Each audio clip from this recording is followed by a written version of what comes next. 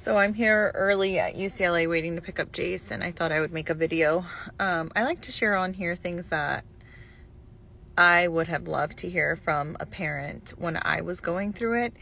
And one thing I wanted to share is in regards to feeling like we never do enough as parents.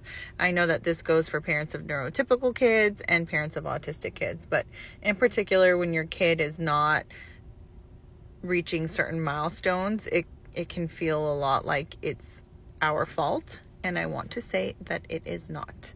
I have two boys that are autistic. My oldest is 7. He's non-speaking. And my youngest is 3. And he does have words. He does talk, but he's considered non-conversational. He has echolalia and he scripts. I'm sharing that because with Justin, when he's my firstborn, when I started trying to help him, he was very young. So I got him diagnosed when he was around like 18 months old. So he's been in early intervention for a very long time.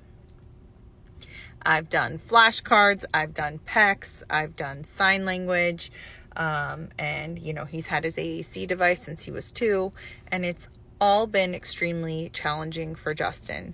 He has apraxia, which he has total body apraxia, which makes everything 10 times more difficult for him. But I know that I've seen other parents who have non-speaking kids who do use their AAC devices just fine, and they have no issue with it. They are whipping through different pages, putting in their requests, or communicating with their devices. And I've always thought, like, what am I doing wrong? Why can't Justin use his device? Like, I'm not doing enough. I'm not practicing enough with him. Same with sign language. I have a friend on here. She's an amazing mom, an amazing advocate. And she, teaches her son. She focuses so much on sign language, and he is doing amazing. He is thriving. He's using signs with her. And I've tried with Justin. He literally just signs more all day long. And I'm sharing that because now that I have Jace, I do all the same things with him that I did with Justin, yet words are coming for Jace. Sign language. He knows like over 15, 20 signs that he will use on his own that I don't even consistently use, but he's using them. If I show him a sign, he will immediately repeat it, imitate it, and he's 3 years old. Justin is 7. And even now, if I use a sign with Justin, like help or something, he just doesn't stick for him. He just won't use it. But with Jace, I use signs. He'll do it. I have Jace sit at the table and I practice speech with him. He's a Gestalt language processor. He picks up, he repeats words, and he says things that I say all day long. It's easy to feel like you're not doing enough, but I guess I'm sharing that because each kid is different.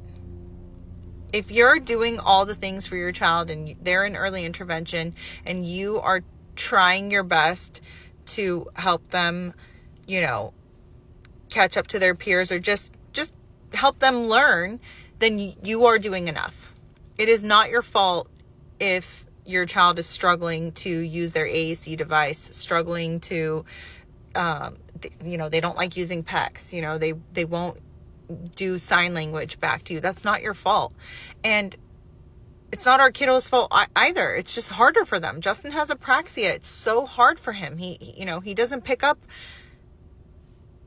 all those things the same way that my younger son Jace does, because Jace doesn't have apraxia. And so I'm saying that because it's so easy to look at parents on social media, especially, and see like, how come her kid can use his AAC device, but mine can't? What am I doing wrong? What am I not doing for my child that their kid can do it, but mine can't? And I'm here to tell you that you're not doing anything wrong.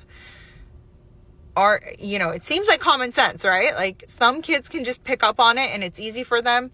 Not even easy. It's hard for all of our kids. Like Jace, he picks up on it and he works so hard too, but he doesn't have that apraxia. He's able to imitate and mimic things and pick up on things a lot quicker than Justin is. And it's not that I'm doing anything wrong. I'm doing the same things with Justin that I'm doing with Jace, but Jace is able to do it. If your kid is not using their AAC, won't do sign language, you know, and all the things, it's okay. Just keep working with them, keep pushing them to learn new things. And my hope and my prayer for Justin, for both my boys, but I'm in particular talking about Justin because, you know, he's still he's 7.5, doesn't have a way to truly communicate other than hand leading, is that one day he will be able to use his AAC, and that, you know, we're doing spelling to communicate, that he'll be able to spell and communicate and find ways to communicate with us. And I know he will. He just needs more practice and more time, and that's okay. We're not doing anything wrong. Just keep working with your kids and know that you are amazing and that all of our kids are different. And just because one kid that you see is able to use their AAC and do sign language doesn't mean that you're lacking as a parent. It just means that your kid needs a little bit more support and a little bit more time.